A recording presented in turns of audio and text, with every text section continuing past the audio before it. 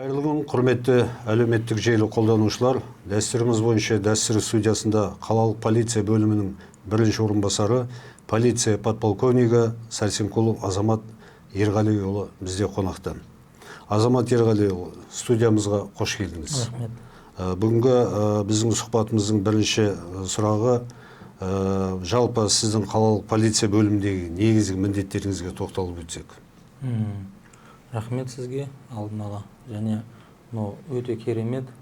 Қаламызда әкімдік тарапынан, және ішкі саясат тарапынан ұйымдастырып, осындай дәстүр студиясы ашылғанына өте қуаныштымын.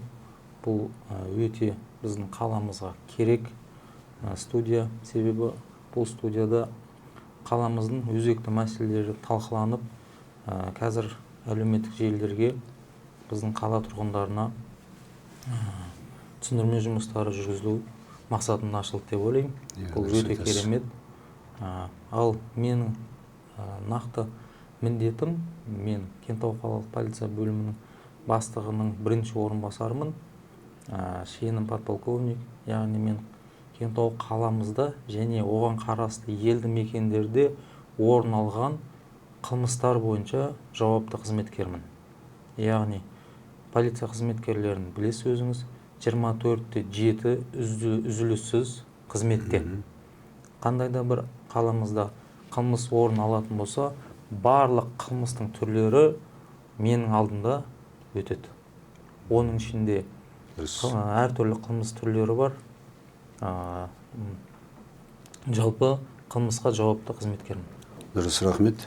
Айта кету керек, 25 жыл ішкі істер министрлігі тарапынан құқық бұзушылықтардың алдын алу жылы полиция заң мен тәртіп күзетінде деп жарияланған болатын.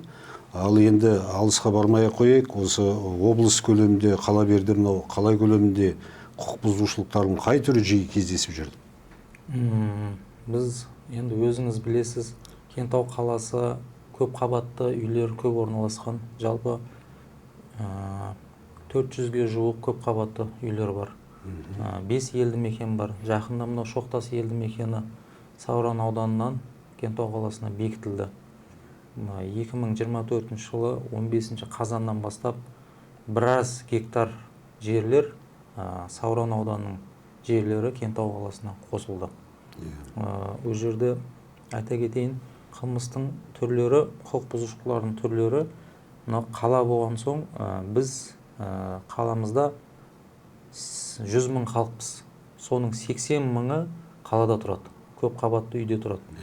Мынау қаламызда жастар паркі бар. Мына жерде өзіміздің ынтымақ алаңы бар. Сол жерде жастар көп демалыс күндері, болмаса күндіз күндері жастар көп жүреді. Соның арасында болмашы бір себептермен кикілжіңнің арқасында жастар арасында құқық бұзушылық орын алады. Жастар арасында құқық бұзушылықтар көп орын алып отыр. Одан бөлек қаламызда өзекті мәселелердің бірі, мен жалпы қосып кетейін, ол жалғыз қаламызда емес, осы республика көлемінде, ол интернет алаяқтық қылмысы көп орын алып отыр. Былтыр дәл осы кезеңде 13 қылмыс тіркелген болса, қазір 48 қылмыс тіркеліп отыр. Яғни 4 еселеп көп. Дұрыс, мынау Азамат Ерғалиұлы, біз ол интернет алаяқтық бойынша арнайы тоқталамыз қазір. Бүгінгі таңда экстремизм, терроризм адамзатқа төнетін шынайы қауіпке айналған. Осы орайда полиция тарапынан терроризм алдын алу мақсатында болмады, бағытында дейміз ба, қандай жұмыстар атқарылып жатыр? Дұрыс айтасыз. 2025 жылы біздің ішкі істер министрі профилактика жылы деп бекітілді. Оның ішінде терроризмнің алдын алу, болдырмау мақсатында полиция тарапынан және басқа да сала қызметкерлері тарапынан бірлескен шаралар ұйымдастырылды. Ол атап айтқанда бұл тақырыпта мектеп қабырғасынан бастап діни алауыздықтың алдын алу, болдырмау, қазір өзіңізге белгілі ұялы телефон арқылы жаңағыдай белгісіз азаматтармен сөйлесіп, өзің туралы дін көзқарасын теріс пиғылдарды білдіретін азаматтарды мен алдын алу мақсатында мониторинг жасалып, ол бойынша алдын алу шараларын жүргізіп жатырмыз. Ол бойынша қаламыздың әлеуметтік желілерге де жарияланған. Былтыр қаламызда осы терроризм қылмыстық ісін алауыздық жасаған үшін қаламыздың тұрғыны анықталып, ұсталып, 7 жылға бас бостандығынан айырылды. Мынау енді сіз өзіңіздің қызметіңізде жаңа айтып кеттіңіз ғой, тікелей сол қылмыстың алдын алуға біршама іс-шаралар жүргізіліп жатқан. Осы сіздің қызметіңізде экстремизмге байланысты қандай істерге куә болдыңыз? Мысал ретінде айтып кете аласыз ба? Иә, ол өте орынды сұрақ. Экстремизмге куә болған, жаңа өзім атап өттім ғой. 2024 жылдың аяғында осы экстремизммен сотты болған бір қаламыздың тұрғынын қылмыстық іс бойынша жауапкершілігі қаралды. Соған өзім куә болдым. Оның жаңағыдай теріс жағынан қаламыздың тұрғындарына үгіт насихат жүргізілгендігі туралы біз жаңа жүргізілген тексерулердің арқасында жаңа нәтиже беріп, соның алдын алдық. Ол сол сияқты біз күнделікті, мынау ұялы телефон бар, күнделікті. Одан бөлек қаламызға жалғыз қаламыздың тұрғындары емес, қаншама бір күнді қонақтар келіп кетіп жатыр. Қаншама шетел азаматтары келіп кетіп жатыр. Барлығы ол бақылауда. Олар келіп, шетел азаматтары келіп, қаламызда тұрғыны болып, жаңағы біздің қаламыздың тұрғыны болайық деп өтініш білдіргендер бар. Ол өтініштерін біз тексереміз. Басқа да сала қызметкерлері бар. Солармен бірлесіп, нақты көзіміз жеткіземіз. Бұл біздің елімізге, яғни біздің қаламызға қандай мақсатта келді? Жұмыс тауып, жұмыс істеу үшін келді ме? Жоқ, әлде екі жүзді болып, ары қарай қылмыстық ісін асыруға, жүзеге асыруға жүр ме деген, ол бойынша қатаң бақылауда. Күнделікті ол бойынша Түркістан облысы полиция департаментінде экстремизмге қарсы іс-қимыл арнайы басқармасы бар. Арнайы басқармасымен бірлесіп, ол бойынша шаралар атқарылуда. Енді білеміз, жаңағы қазіргі таңда интернеттің дамыған заманы.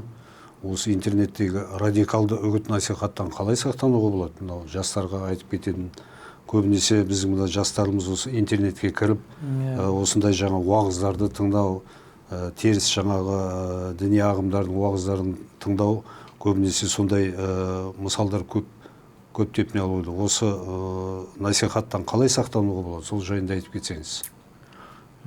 Жаңағыда атап өттім ғой, бұл насихаттан қалай алдын аламыз? Тек қана ескерту шараларын, жаңағыдай бұл бойынша жаза қатаң екендігін, жаңағыда әртүрлі сала қызметкерлерімен бірлесіп, әлеуметтік желілерде үнемі жарияланып, ол бойынша бейнероликтер дайындап, ол бойынша халыққа кеңінен таратып, көрсету арқылы тоқтатамыз деп ойлаймын.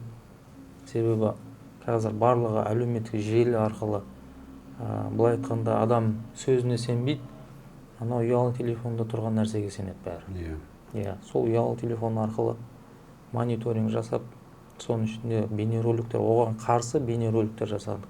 Ол бойынша бірнеше фильмдарымыз бар. Департаментпен бірлесіп істеген шараларымыз бар. Өзіңіз білесіз, Шымкент қаласында түзеу мекемесі бар. Леңгір қаласында түзеу мекемесі орналасқан. Ол жерде де экстремизм, терроризм қылмысы бойынша отырған азаматтар бар. Олар бойынша роликтер, бейнероликтер түсіріліп, қаламыздың тұрғындарына жиі көрсетіп, оны жалғыз ересектерге емес, жаңа атап өттім, мектеп қабырғасынан бастап үгіт насихат жүргіземіз. Мектеп қабырғасынан бастап. Одан бөлек қаламызда жалпы 13 мешітте орналасқан. Оның үлкен мешіті қаламыздың ортасында, одан кейін Қарнақ ауылында, бізде Қарнақ ауылында 16 мың халық бар, білесіз. 16 мың халықтың арасында үздіксіз түсіндірме жұмыстарын жүргіземіз бұл бағытта. Дұрыс. Енді мынау Қазақстанда ең қазір бірінші кезектегі проблема деп айтсам болады, ол құмар ойын. Құмар ойынның кесірінен мыңдаған адам өзіне қол жұмсаған фактілер де анықталған. Отбасы ойран болып ажырасуға келетін фактілер де бар. Себебі елімізде ажырасқан әрбір үшінші отбасы құмар ойынның салдарынан болып отқаны бәрімізге, баршамызға белгілі. Ең сорақысы, қазақстандықтар соңғы 3 жылда 21 ғасырдың дертіне айналған дүние үшін триллион теңгеден астам қаржы жұмсаған. Ол мынау статистикаға сәйкес. Енді осыған сәйкес қандай адамдар лудоманияға жиі шалдығады, және сіздердің тараптарыңыздан осы лудоманияның алдын алу шаралары атқарылып жатыр деген сұрақ.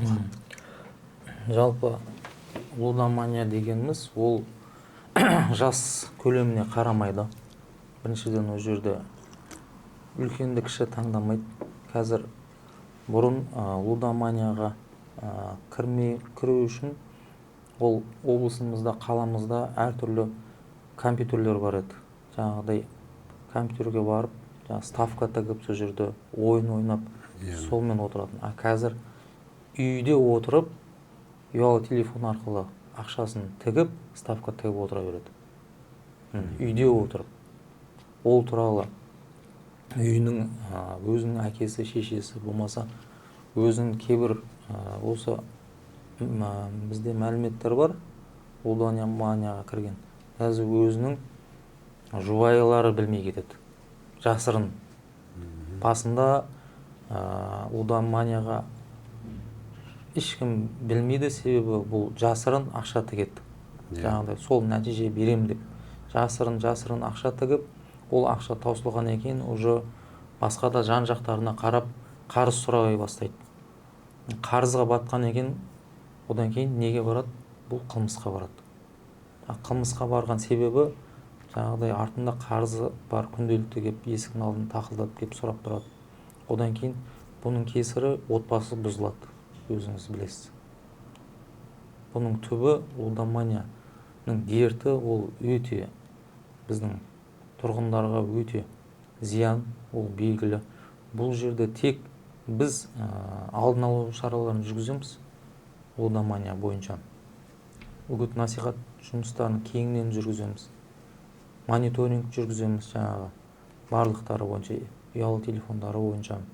Енді қаламызда қазір қатты көзге түсіп атқан жоқ, но қаламызда жоқ деп айтамаймын. Бар. Бар ғой ондай фактілер. Ондай фактілер бар. Дұрыс. Мынау енді осыдан бір 5-6 жыл бұрын зейнеткерлерімізге зейнетақыларымызды алып беріп, көбейтіп берем, болмаса пәтерде кезекке тұрғандарға пәтер алып берем деген алдап арбап алаяқтар жасаса, қазіргі таңда алаяқтар заманауи IT технологиялар мен психологиялық әдістерді қолданып отырып, азаматтарды алдаудың жаңа тәсіліне көшіп отыр. Қазіргі уақытта интернет алаяқтың ең көп таралған түрлері қандай? Және де қаламызда бұл қылмыстың түрі қаншалықты жиі кездеседі? Осы жөнде бір кішкене ашып айтсаңыз, мысалдар келтіре отырып дегенде. Өте жақсы сұрақ, өте өзекті мәселе. Бұл қазір қаламызда жалпы 200 қылмыс, құқық бұзушылық жасалған болса, соның 60%, 200 қылмыстың 60% осы интернет алаяқтық. Яғни бұзақылықтан, ұрлықтан және ауырға дене жарақат келтіруден 10 есе асып кеткен. 10 есе. Бұл жерде жиі кездесетін түрі интернет алаяқтықтың. Қазпошта арқылы сіздің атыңызға тапсырыс кеп тұр деп белгісіз азамат звондайды. Әлгі азамат звондайды, оны телефонында қабылдаған, егер жасы келген өзіміздің зейнеткер болатын болса, ол қыздарым жаңағыдай сыйлық ретінде жіберіп атқан шығар деп әлгі кодты айтыңыз дейді. Сол кодты айтқан заматтан Қазақстанымызда қанша банк бар, барлық банктерге сұрау кетеді, яғни одобрение. Одобрение кетеді. 18 банк болса, 18 банкте сол 1 секундта одобрение кетеді. 18 банктың 4-еуі келісім берсе, жаңағы сол бір кодтың арқасында бір банктен 1 миллион, екінші банктан 2 миллион, жалпы 6 миллион қанша суммаға дейін беріледі, соның барлығын әлгі азаматтың атына несие алады. Яғни алаяқтың атына? Жоқ. Біздің қаламыздың тұрғынның атына. Бұл кодты айтып қойды ғой. Кодты айтып қойды. Кодты айтқан замат сол банктерге одобрение кетеді.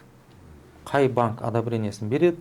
Егер код айтқан азамат біздің қаланың тұрғыны, қарызы жоқ, пенсиясын алып тұрған, жаңа үлкен жастағы дедім ғой, пенсиясын уақытылы айтып тұрған болса, сол пенсиясының суммына қарай 5 миллионға дейін несие береді. Міне. Ол бойынша жәбірленушіміз білмейді, бір айдан соң банктен звондаған соң ол туралы мәліметті біледі. Одан кейін келіп бізге хабарлама береді. Біз ары қарай тексеру жұмыстарын жүргіземіз. Ол кезде сол күні ақша Қазақстаннан тыс шығып кетеді. Сол күні Қазақстаннан тыс шығып кетеді ақша. Және ең көп кездесетін түрі банк қызметкерімін, ұлттық банк қызметкерім деп звондайды. Мынау жас жаңағы зейнеткерлеріміз бар, қаламыздың қарияларымыз бар. Көбісі депозитке ақшаларын жинап қойған. Соған звондап, сіздің жинап жатқан ақшаларыңызда қазір алаяқтар, кибер алаяқтық жасалып отыр. Жаңағы атака жасалып отыр дейді. Қазір соны біз қауіпсіз шотқа аударамыз дейді. Қауіпсіз шотқа аударамыз. Сіздің уақытыңыз жоқ деп алдайды. Әлгі адам жаңа 4-5 миллион, 2 миллион, 1 миллион теңге жинап жүрген болса, ол ешкіммен ақылдаспай тез арада шешім қабылдайды, айтқан шоттарын аударып жібереді. Міне. Тез шешім қабылдаудың кесірі. Мысалы, Каспий банкте жинап атқан болса, банктың өзінің колл-центрі бар. Колл-центр деген өзіңіз білесіз. Народный банкта 711 менің білуімше. Оларға звондап, болмаса қаламызда филиал бар. Барып, осындай менде жиналған ақшам бар. Осыған кибер алаяқтық деген біреулер звондап жатыр. Барып, банктың қызметкерінен сұрап көзін жеткізу керек. Болмаса, біздің қаламыздағы орналасқан мынау Яссауи көшесіндегі полиция ғимаратына келсе, біз ол кісіге телефонын тексеріп жауап бере аламыз. Сол алдын алу шаралар сондай. Жалпы мынау осы интернет алаяқтар бойынша егер құпия болмаса қанша қылмыстық іс тіркелді? Жаңа атап өттім, жалпы 2024 жылы дәл осы кезеңде 13 болған. Қазір дәл осы кезеңде 48 қылмыс тіркелген. 48 қылмыс. Оны енді ашуға мүмкіндіктер бар ма, әлде қиындау ма? Ашуға мүмкіндіктер бар. Ол бойынша біз біраз іс-шара арқасында Астана қаласының тұрғындарын анықтап, 10 адам жауапкершілікке тартылды. Қазіргі таңда қылмыстық іс тергеліп жатыр ол бойынша. Шешім қабылданады ол бойынша. Сіз бір жастармен, қала тұрғындарымен бір кездескенде айтқаныңыз бар еді, бұрын осы интернет алаяқтар хабарлама жібергенде қазақ тілінде еді, қазір орыс тілінде деп. Сол жағында айтып кетсеңіз, кішкене қала тұрғындары кішкене білсін, естісін деп атқаным ғой. Ол өте жақсы айтсыз, есіме түсірдіңіз. Мен осы барлық бүгінгі таңға дейін тіркелген интернет алаяқтардың қылмыстары тек орыс тілінде звондайды. Оның ішінде бір 2 қылмыстық іс бар.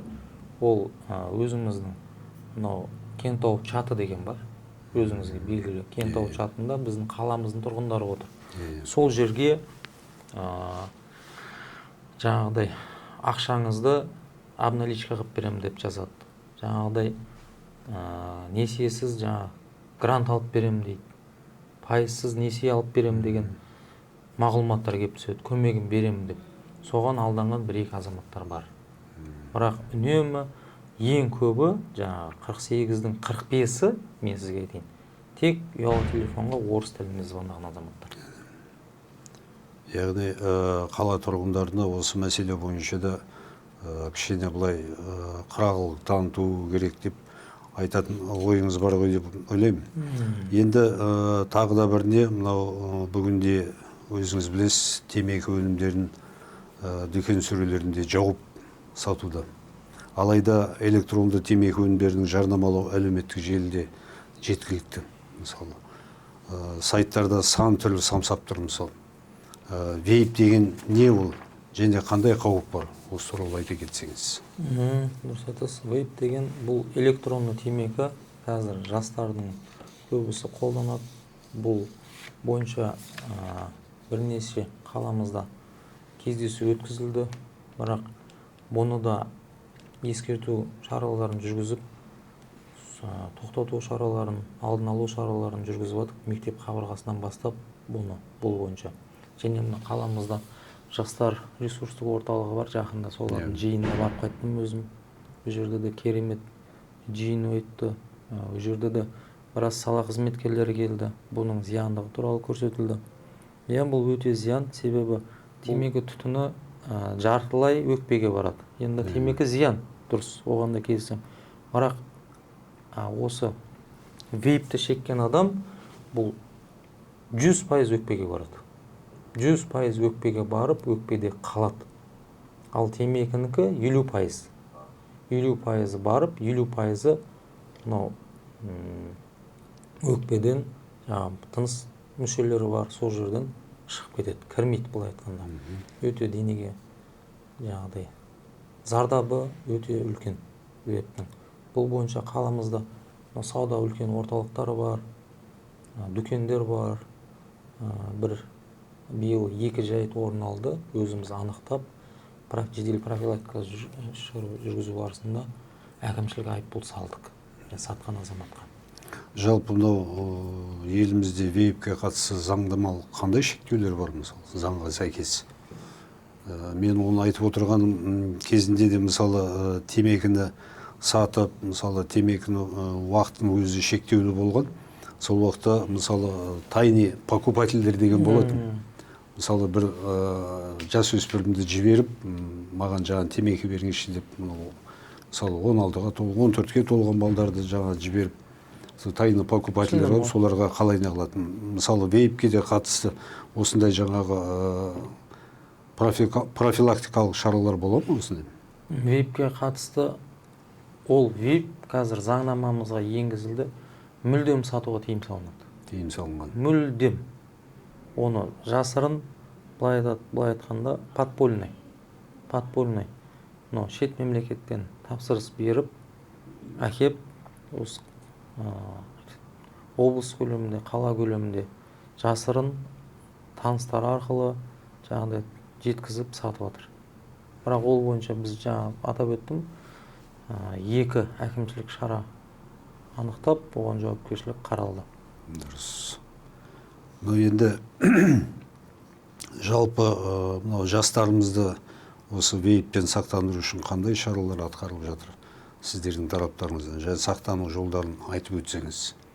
Сақтану жолдары тек үгіт насихат жұмыстары, жаңағыдай кеңінен әлеуметтік желіде тарату, оның зардабы, оның жауапкершілігі бар екендігін, оны шеккен адамға және де сатқан адамға жауапкершілігі бар екен. Енді сатқан адам ол штрафпен құтылып кетер, бірақ оны үнемі пайдаланған, үнемі шеккен адам ол өзінің бірінші денсаулығына зиян, өте қауіп төндіреді. Одан кейін бұл вейптің зияны, мен қазір айта кетейін, бұл ұрпақты тоқтатады. Бұл ұрпақтық зияны бар.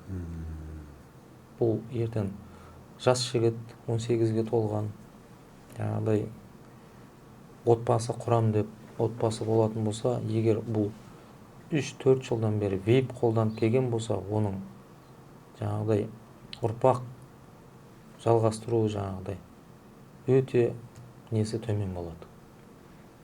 100-ден 50% ұрпақ жалғастырмайды. Яғни сіздің айтайын дегеніңіз мынау вейптің адам ағзасына деген зияндылығы темекіден күшті болып отыр ғой сонда.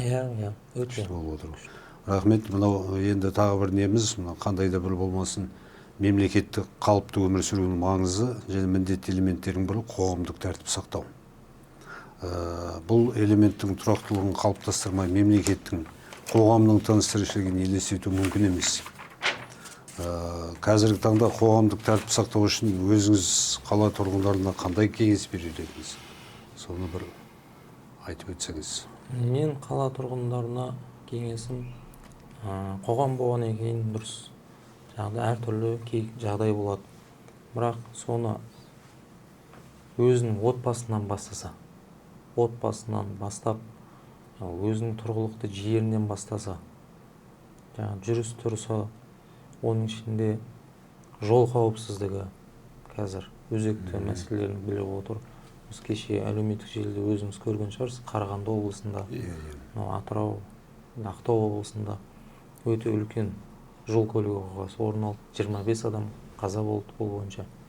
Қазір осы алаңдатып отырған жағдай отбасынан бастаса, жасөспірімдер балдары бар болатын болса, оларға күнделікті бақылау жүргізсе, олардың үйге қай уақытта келіп кетіп жатқандығын, олардың бірге кімдермен араласып жүргендіктерін, күнделікті киген киімнен бастап тексеріп, темекіден басталады. Киімде темекінің иісі шығады. Қалталарын тексерсе күнделікті, қалталарынан өзіңіз айтпақшы, жасырып отқан темекі бар, вейп бар, барлығы шығады. Сол кезде сондай алдын алу шараларын жүргізеді. Және мына бірлесіп жалғыз полицияның бұған қоғамдық сақтауға күші жетпейді. Қоғам болып бұмен құқық бұзушылықтың болдырмау мақсатында алдын алсақ, мен ойлаймын, қаламыз моноқала болып есептеледі. Өзіңіз білесіз, моноқаланың ішінде, осы Түркістан облысының ішінде, қаламызда қылмыс ең төмен, қылмысқа ең төмен қылмыс орын алмайтын қалаға кіреді деп ойлаймын. Мынау енді Азамат Ерғалиұлы кезінде мынау кеңес өкіметі тарағаннан кейін еліміз егемендік алып жатқан кезде қалада мысалы мына патрульдік полициялар көп болатын. Аула-ауланы аралап жүріп, қылмыстың алдын алу дегендей.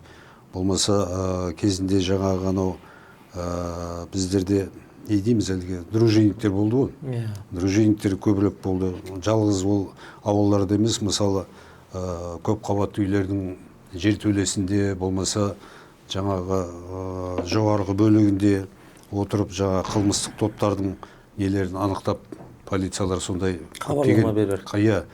Алдын алу мақсатында көптеген іс-шаралар болған. Енді қазіргі таңда соларды жаңартса болмай ма екен? Мысалы, сол машинамен емес, жаяу жүріп, мынау патрульдік полицияларымыз сол аула-ауланы аралап дегендей, көше-көшені аралап, сондай мақсатта профилактикалық іс-шараларды жүргізсе. Тек қана бір мынау учаскелік полицияның мойнына іліп қоймай, қала көлемінде жалпы мынау мекемелер бар, солармен бірлесіп осындай рейдтер жүргізсе деген. Сол жағынан сіздің ойыңыз? Жақсы, ол пеший патрульді айтып отырсыз ғой, жаяу патруль. Оған келсем, жаяу патруль жалпы біздің қаламызда, біздің мекемеде 8 патруль қызметкері бар. 8 патруль қызметкерлері 2 тәулік қызмет атқарады. Жаңағыдай, бірісімен күндіз, екіншісімен түнге. Сол біздің оларға бірге, өзіңіз айтап өттіңіз, жергілікті учаскелік инспекторлар бар. Жергілікті учаскелік инспекторлармен бірлесіп, бұл бағытта бізде мынау 2 парк бар дедім, жастар паркі бар, одан кейін мынау ынтымақ алаңы бар, одан кейін мынау Яссауи көшесінде орталығында алаң. Сол жермен біз наряд қоямыз, 2 қызметкерден күнделікті. Күндізге 2 наряд, түнге 2 наряд жаяу патрульдік жүргіземіз. Одан бөлек мынау слепой зона деген бар.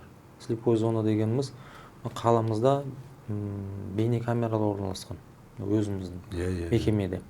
Бейне камера тек жол бойында көрсетіп тұр. Біз тек қана жол бойын ғана қарай аламыз, бақылай аламыз. Ал жаңа слепой зона дегеніміз көп қабатты үйлердің аулалары, көп қабатты мекемелердің арты. Ол жерлерге бағанағы екі қызметкерден кешкі ауысымнан арнайы қызметкер бөліп, екі қызметкерден жаяу жүргіземіз. Қолына рациясын беріп, сол жерде қоғамдық тәртіп сақтау, сол жерде бағана атап өттім ғой, қаламызда жасөспірімдерге қатысты қылмыс орын алып жатыр. Соның алдын алу, болдырмау мақсатында сол екі қызметкерден жаңа балдар жиналып тұрған болса, болмаса бөтен қаламызға азаматтар келіп тұрған болса, соларды барып тексеріп, фото, бейнеге жазып, сондай алдын алу шараларын жүргіземіз бұл бағытта. Дұрыс. Рахмет. Мынау енді полиция мамандығы деген өте қызықты да әрі қиын да мамандықтың бірі деп есептелінеді. Мынау осы полицияға мамандығына келем дейтін жастарға айтатын қандай кеңесіңіз бар? Сол жағын айтып кетсеңіз. Полицияға келетін мамандарға, яғни қаламыздың тұрғындары, облыс тұрғындарына айтарым, бізде кадр басқармасы бар департаментте. Егер кадр басқармасына бізге кеп ұсыныс біз беретін болсақ, сол жігітке, яғни характеристика, мінездеме, яғни оның спорттық деңгейі қаралады, оның алдында құқық бұзушылыққа түспегендігін, әкімшілік құқық бұзушылық немесе қылмыстық құқық бұзушылыққа жақсы жағынан көзге түскен болса, ол азаматқа біз өзіміз ұсыныс береміз, департаментке іс құжатты жолдаймыз.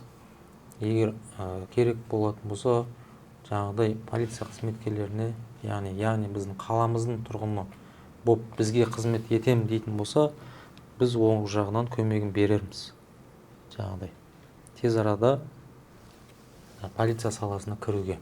Бірақ өзінің тәртіптері бар, нормативтері бар, спорттық жағы, бағана денсаулық жағы барлығынан қарастырылып, одан өту керек.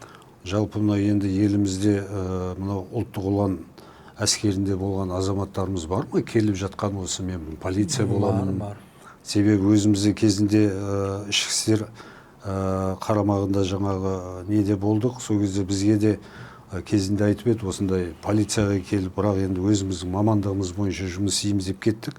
Ал жалпы осы қазіргі таңда сол ұлттық ұланның мынау әскерінде қызмет атқарып жүріп, осы полицияға қызметке келем дейтін жастар бар ма өзі? Бар, ондай жастар көп. Жалғыз ұлттық ұлан емес, әскерде болған жігіттер бар, кеп қазір полиция қатарында жүр. Одан кейін өзіміздің күзет қызметінде жүрген қызметкерлер бар. Осы қаламызда қазір учаскелік инспектор бар, немесе тергеуші болып жүрген қызметкерлер бар. Ол жағынан өте, былай айтсам, именно полиция саласына көбіне осы армияға барып келген жаңағыдай жігіттер келіп жатыр. Армияға барып, оң солын көріп келген азаматтар келіп жатыр. Дұрыс. Енді былайша айтқанда бүгінгі сұхбатымыз осымен аяқталды. Азамат Ерғалиұлы келіп бір пайдалы сұхбат берген үшін қала тұрғындарына, жастарымызға қалалық руханият орталығының атынан сізге шынайы алғысымызды білдіреміз. Енді әрбір ненің өзі не дейді, әлгі орамал дом болмайды, жол болады дейді. Дәстүріміз бойынша студиямыздың атынан арнайы дайындалған сарқытымыз бар. Сол сарқытымызды қабыл алсаңыз деп отырмыз. Осының ішінде сізге керекті де жаңа қаламсабы бар, басқасы бар. Күнделікті қызметіңізге де пайдалансаңыз болады. Рахмет сізге. Рахмет.